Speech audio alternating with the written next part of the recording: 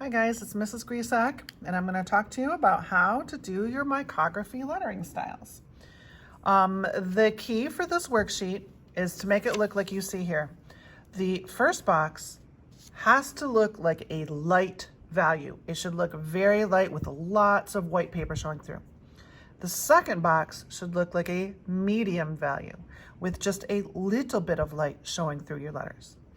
And then the third box should look very, very dark. This should almost give you the sense of being black, okay? Now, I would say if you look at my three boxes, my dark one is pretty good. It's very dark. My light one is also pretty good. It's pretty light. I think my medium one should be slightly darker because you want these three boxes to look different from each other, and you want it to look like it fades from light to dark in that order. Then you're going to do three forms, three-dimensional objects, and you're going to show the three-dimensional quality of it by fading it from dark to light. That is tricky.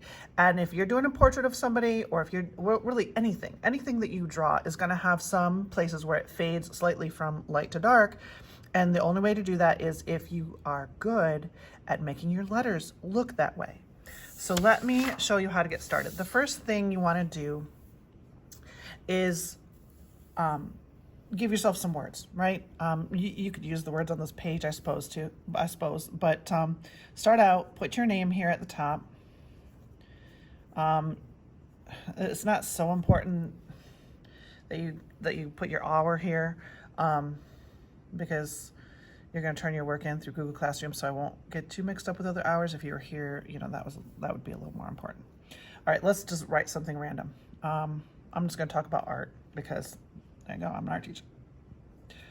Making art is lots of fun. It doesn't matter if I'm good at it or not. The simple process of learning new techniques and thinking up original ideas is rewarding. I love art.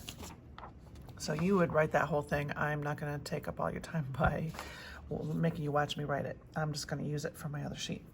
Okay, so let's do the light box first. Light letters should be written very thin and spaced. Also, you want to make your letters, so I'm going to write making art is, right? You want your letters to be the same size as each other.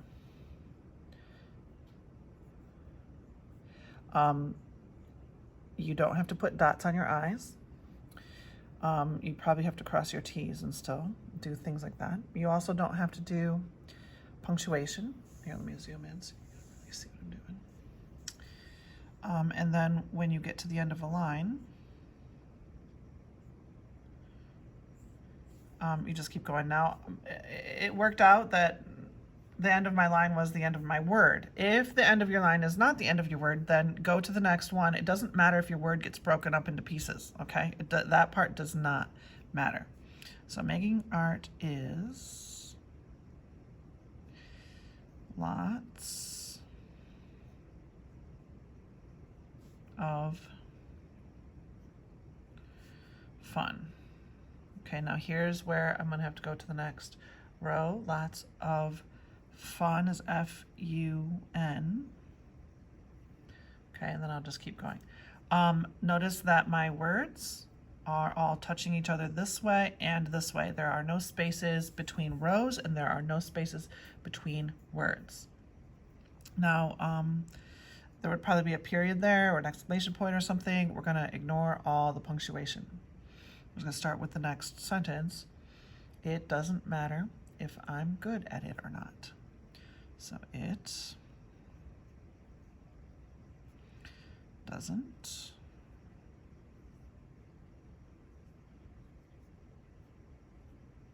no apostrophe, doesn't matter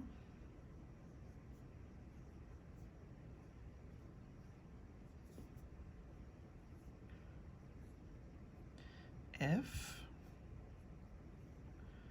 I'm good. Now, I don't know if you can notice how I'm doing my letters, how I'm trying to kind of squish them together, like the G. I'm not making a long tail on my G that comes way down here because that's going to take up some space in my next row. I'm making it kind of squishy. Same for my D. I made the tall part of the D kind of squishy. You gotta try to form your letters to kind of fit in the space that you have. At, it, or, not.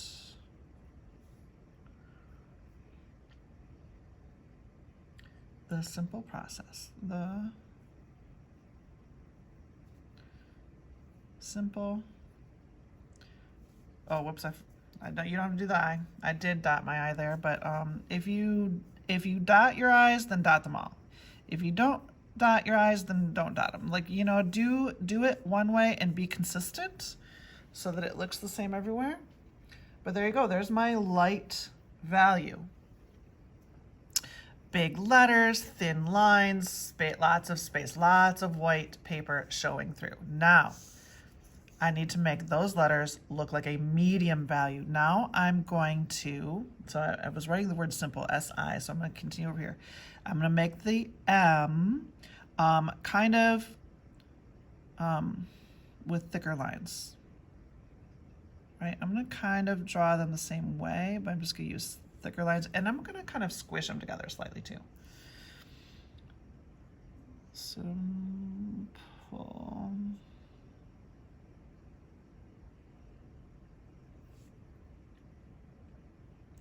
Process of learning new.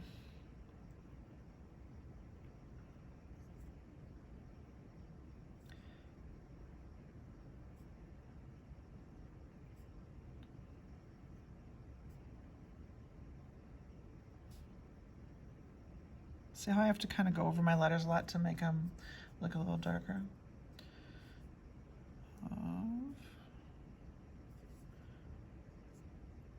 Now this is going to be a little issue because I have these P's that came down here. I didn't really squish them like I did before. It's okay. I'm going to fit it between there, see? Learning.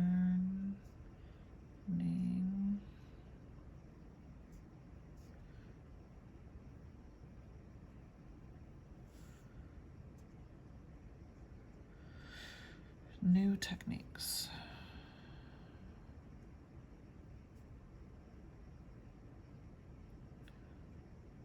New. I'm going to squeeze the E in there because I think it needs that space. Tech.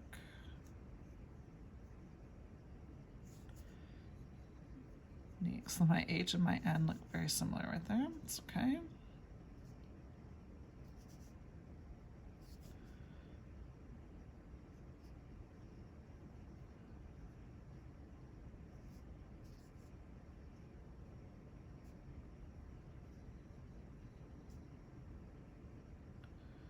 Okay, you get the idea. I'm not gonna bore you with making you watch me do this whole box because obviously it's gonna take a while.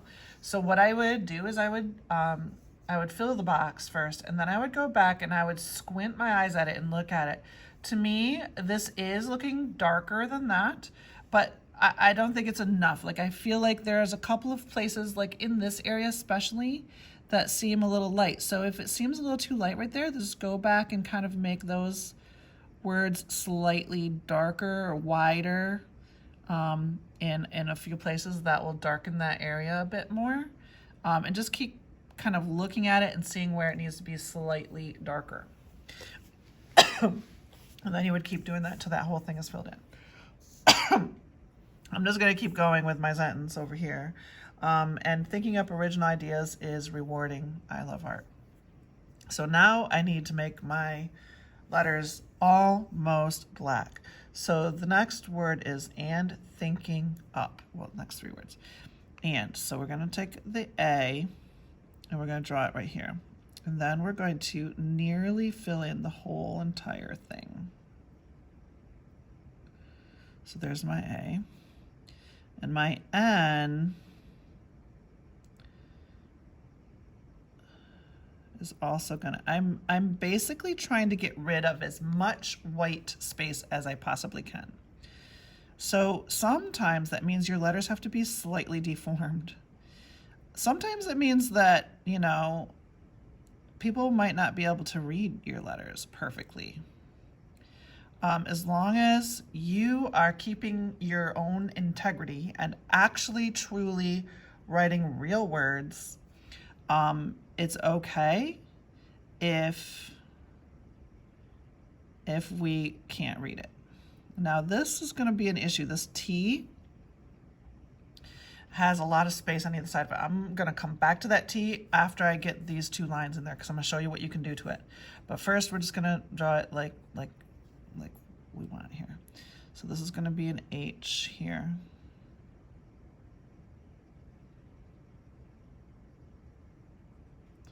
And then what I got to do is just shape it out and try to fill in the space. I'm going to show you what we're going to do with that space in a few minutes. This is an I. I guess I decided to dot my I's. N.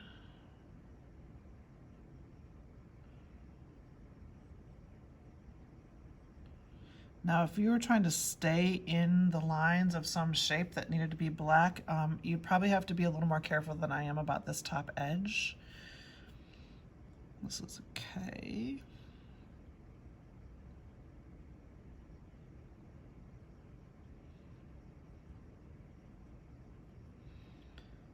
And then I'm just gonna put a little dot right there. It's gonna be like the half of dot of the I that's over here. So it's K-I-N-G.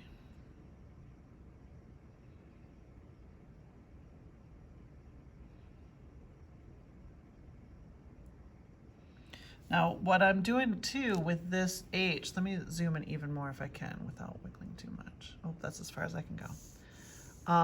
What I'm also doing is, what I can do and what you should do is to make this space in the inside of the N as tiny as you can. So you just keep, making your letter a little wider, a little wider, a little wider till it's like completely filled in like that, okay? This is a G. So what I'm gonna do is I'm gonna go like that. So my G will fit in that space, right? Up, original. So up is U. Now right here, what I can do is I can take part of this U and go up in there.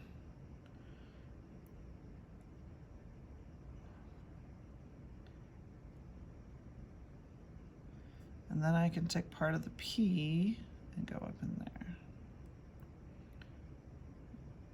And then obviously I'm gonna have to do the same thing down here to fill in some of this space. So basically you fill in all the extra space with, like, these letters kind of bleed up into that space, because you can't let any white space show in there, otherwise it's not gonna look dark enough. Original, so O. Now you could do it with the letter that's next to it instead of the letter that comes, like I could make this O kind of come over there. You gotta be careful because then it's gonna look like a Q, but I think it'll be okay. I'm just gonna squish my O in there.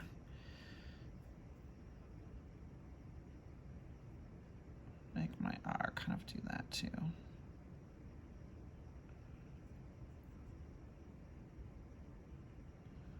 R, and this is going to be an I. Make the dot of the I just a little thing right there. This is going to be a G.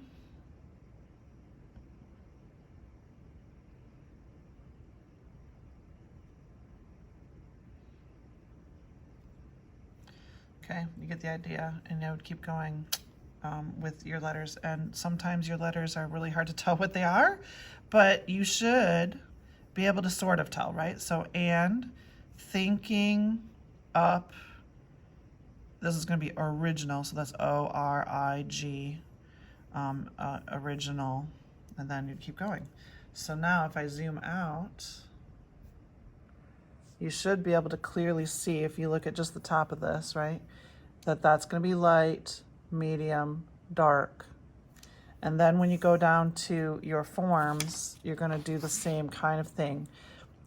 It looks better if you angle your letters to the angle of your form. So you can see that I drew my letters here going on this angle so that it would give you that feeling of the top of the cube going that direction. These ones are vertical, and then these ones are written in rows going this way. Practice changing the direction of your letters, because that can really help your picture too. If you change the direction of your words, you can show the three-dimensional qualities of anything in your picture that way. On the cylinder, you make your letters darker on the edge, and they gradually get lighter, and then they get darker again. This should be all one row of words, so that your words continue around, like, so your words look like they're being written around your cylinder. And then the same thing for your sphere. Turn your paper as you're doing your words. Start out with your dark words, and then gradually get lighter and lighter and lighter as you go towards the middle. When you are finished with this worksheet, take a photo of it and attach the photo to this Google Classroom assignment. Also attached to the assignment, you're going to see a blank worksheet. So if you mess up on the worksheet that I gave you, you can do another one. Or if you don't have the printed worksheet at all, you can just draw 3 squares, do your light, medium, and dark there. Draw a cube, a sphere, and a cylinder. You can freehand that on any piece of white paper and do your work on a piece of white paper. So there you go. That is your assignment. Have fun.